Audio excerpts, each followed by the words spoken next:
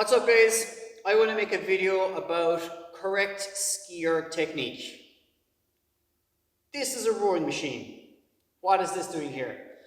Okay, the reason I have the rowing machine here guys is because I want to make a comparison between rowing technique and ski technique, because I think a lot of people are very familiar with the rowing machine and very unfamiliar with the Ski Erg. So I'm going to go through some familiar common points of performance that a lot of people are familiar with and they know about on the rower. Okay, so I've seen some crazy shit from people coming into the gym from like other CrossFit gyms, and yeah, basically I'm not a very tall person, okay? I'm not like 6'2", so therefore I shouldn't try and emulate someone by trying to lengthen my stroke, trying to copy someone who's really tall, okay? Shouldn't do that. So I'm not joking. I've seen people come in and they've literally tried to stroke on the rower like this, okay?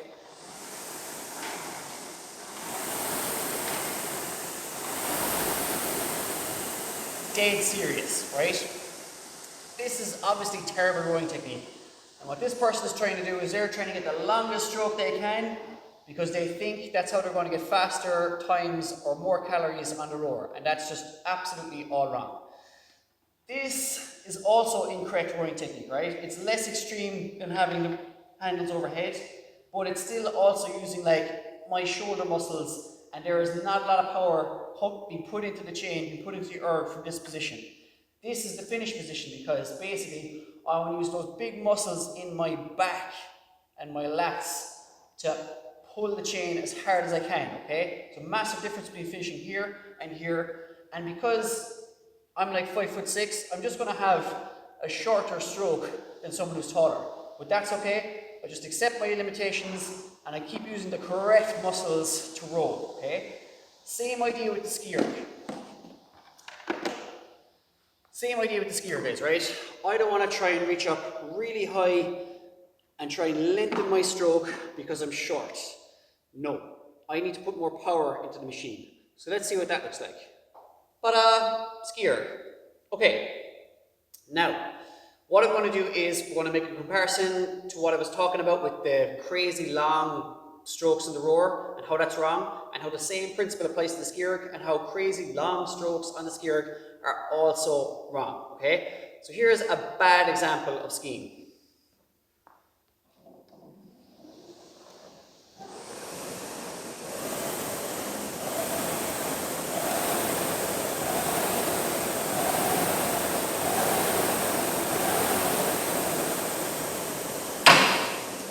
Alright, so naturally what people are trying to do is they're trying to get the longest stroke possible, reach up as high as they can, throw as much weight into each stroke as possible.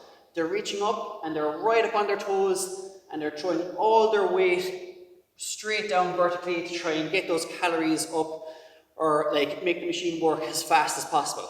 This is all wrong, right? Think about it in terms of leverage. So when I'm reaching out like this, if this is like the fulcrum, and then I have the load at the end of my arms, and the lever is really long, I'm going to have less power. So I need to shorten that lever, bring it right in so I can generate more power, okay? Other thing is, doing this with your feet really does nothing, right? It'll make me a few inches taller, I'll be able to reach up a bit higher, but that's not what I want to do on the Ski Erg, right? All I'm doing really is I'm tiring out my feet going up and down like this. So if I'm going up and down like this on the Ski Erg, and next thing I gotta do like double unders and I'm like this again, or box jumps and I'm jumping like that again, all that's really gonna happen is I'm making my feet tired. I'm like pre-fatiguing the muscles where they shouldn't be used at all for the next exercise. So cut that out. Think about someone who's actually skiing. If you're strapped into a pair of skis, your feet are flat. You can't go up on your toes, and that's the same thing we should be doing here on this machine. Flat-footed all the time. Stop trying to make yourself taller. Okay, next thing then guys is, as I've said already, bring in your arms, right? You want to engage your biceps when you're using the Ski Erg. So, instead of reaching up here like this, I want to start here. This is the top of my stroke position. As you can see, my hands are like just above my eye line at the top of my head. That's as far up as I want to be reaching. If I reach a little further, this is where everything gets engaged, okay? So I'm not starting up here, this is the top of my stroke. Then what I want to do, guys, is engaging my biceps. I'm thinking about using my lats and crunching my stomach on the way down. Now, when I crunch my stomach, I don't crunch like this on the Ski Erg. What I want to do is push my butt back, keep my back relatively straight, but I'm still using my core muscles to pull myself down, to drive down those handles to get my body into this position, okay? Use your core muscles. A good drill for this is basically hang a band off the rig, pull the band down, and just try and like engage your core while pushing your butt back, okay? So, let's try and put all that together and see what it looks like. In slow motion, this is the top of my stroke. I am pushing my butt back, and I'm using my core now, crunching on the way down. This is the bottom of my stroke. My arms still have a bend in them. They're not straight like that at all. This isn't going to do anything except tire out my triceps, okay? And I'm not going to get any power from that part of the stroke. There's just no need. I finish in this position and then I return and I go straight up again. No need to bring your hands out and around. This is just wasting time. You don't need to do this. So here is where I start. Push my bum back, crunch, using my lats, pulling up my biceps, and then down nice and hard. This is my finished position, back to the start again. Okay, so a few short strokes or slow strokes, look at this.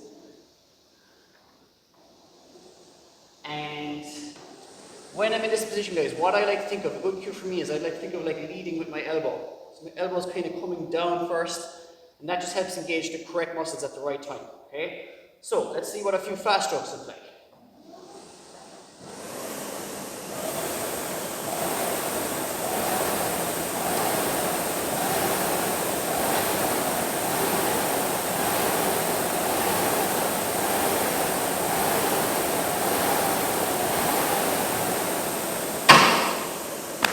Okay, that's what it should look like, right? So much shorter range of motion, but much more powerful, okay? Using a whole different set of muscles instead of doing it the incorrect way. Your stroke weight will be at least 40 strokes a minute doing this, right up to 50, above 50. Mine was at about 55 there. And like, believe it or not, even though I'm probably moving a bit faster than I was before, it's actually more sustainable, right? Because I'm using the correct muscles. Like, I have loads of energy in my core. I'll be able to pull up my arms and my lats. They're big, strong muscles. And the lever is shorter, so it just keeps meaning like I have more power. I'm able to put more power into that machine. And like, even if I'm doing this for distance, guys, right? What I would do is, I would do the same thing, except my return would be a little bit slower. So if I'm doing a 2K ski, same thing, except a little bit slower.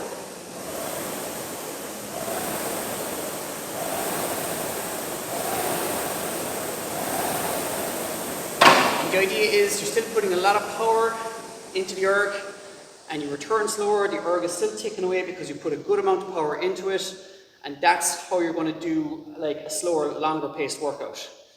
As well, think about it, right? Some people will be like, that stroke is finishing too short. That's not right. Oftentimes, when we're using the Ski Erg, I see marks here from the handles hitting the bar. Leaves like a green streak. If you think about the people who are making the Ski Erg, they made the stand as well. So obviously, in their opinion, this metal bar should be nowhere near like the finished position of this handle, okay? Like, this handle goes the whole way down here, but that's basically just like allowing a little bit of room for extra motion, so it should never be anywhere near that. I think the handle, the lowest part of the stroke, is about this height, okay? Around this area here. So when I'm actually putting that in context, that is about here. Should never be anywhere near this black bar at any point. So obviously, if the handles were meant to come down this far, the guys in Concept 2 would have designed this bar to come down around here, okay? So you have to leave some kind of room, margin for error when you're doing the Ski Erg. So it should be nowhere near that. So this really is the bottom of the range of motion, even if you're like a really small person, okay? So when you're coming around, going into your reps, bang, that's the bottom, and then you return back around again.